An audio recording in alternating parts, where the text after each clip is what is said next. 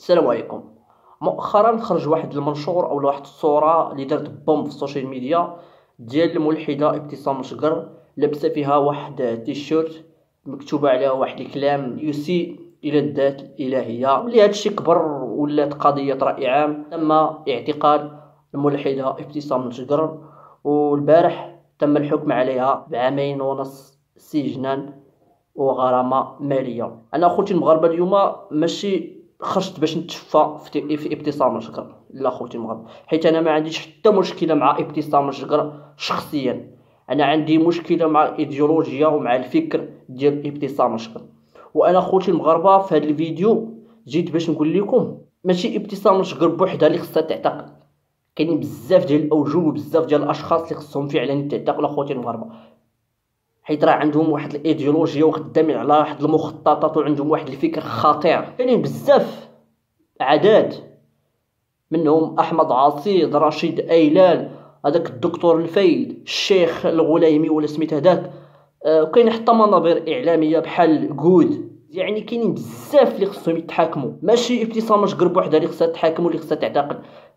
كاينين بزاف ديال الناس اللي كيهجموا الاسلام ليلا ونهارا، ما كيحترموش المعتقدات ديال المغاربه، ما كيحترموش المبادئ ديال المغاربه، ما كيحترموش القيم ديال المغاربه، ما كيحترموش الدستور المغربي. المشكله ديال هاد الناس هي انكم كتخلصوا على هادشي اللي كديروا. يعني هناك جهه معينه كتخلص لكم وكتمولكم باش ديروا هادشي، باش تنشروا هاد الافكار وباش تنشروا هاد الايديولوجيا في الوسط ديال المجتمع المغربي. وبعض الاخوان الامازيغ كتعجب منهم اللي كيخرجوا كيدافعوا على هاد احمد عصيد.